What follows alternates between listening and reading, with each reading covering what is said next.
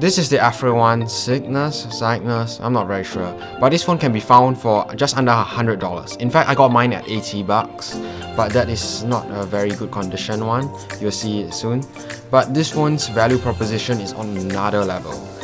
You can find a good condition one for just under $100 US. When you first pick up the phone, you'll realize that the design is very modern. It has the teardrop design, which gives it a rather high screen to body ratio. But do remember, this is an entry-level device.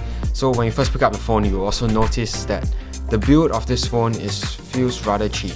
There's glossy plastic on the back, and the frame, it's all plastic. It's all just plastic buttons. You don't see any metal, but again, when you are paying for an entry-level phone, it is better for manufacturers to prioritize other aspects of the phone which is more important, such as the performance as well as the cameras, since it's more beneficial. But this phone is a snappy phone. The moment you unlock it with the fingerprint sensor, which takes like a millisecond to unlock, you can really feel it's pretty snappy for an entry-level device. However, the face unlock on this is atrocious. Let's just put it that way.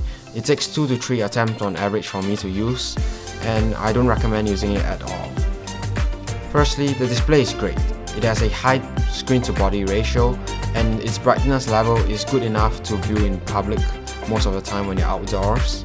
It does feel like there's a 90Hz panel. I'll confirm that later in the comments down below. But right now it's buttery smooth for the price point, and I can sort of guess this is a 90Hz panel. And of course, it's an LCD panel. So for the display department, this phone does well. How about the cameras? Well, the good news is the cameras is actually pretty reliable, especially for the price point. It can beat out some phones that are double the price. Detail with the 20 megapixel shooter is good. The color balance is great, they nailed it. But however, you could see that the dynamic range is slightly lacking in this beach photo. The video quality is also pretty good. This is shot at 1080p at 30 frames per second, and it's pretty smooth footage until you start running around or walking carelessly, as this doesn't have optical image stabilization like every other phone at this price point. Video quality of the front camera is also pretty good, as you can see. Performance normally take a huge blow as the price of the phone decreases, and for this case it's kinda true and also kinda not. This phone has a rather entry-level MediaTek chipset, and as you can see, you can play light games with it. It will run Brawl Stars smoothly at its 60 FPS throughout the whole game. But however, if you want to bump it up a bit to mid-range titles such as Mobile Legends or Asphalt, I'm sure performance will take a hit, and the phone will heat up, causing the phone to just throttle its performance to maintain its temperatures. And if you want to play high-end games such as a Flight Simulator or Genshin Impact, don't even try. I'm getting about 5 to 10 FPS while playing X-Plane, and you will definitely encounter many lags.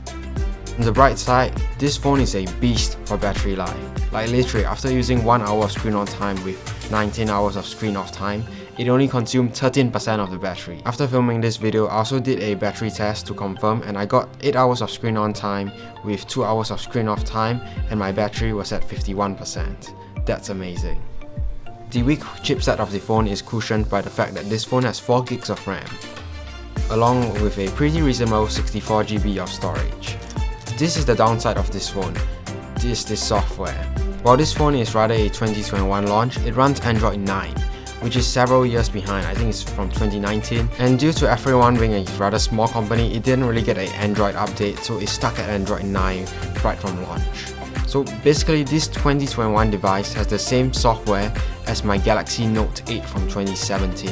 We are talking about a 5-year-old device running the same Android version as a 1-year-old device. But do not let this discourage you too far from buying this phone, because many app developers are still going to continue supporting Android 9 for at least 3 to 4 years to come. And overall, this phone is pretty good in most aspects.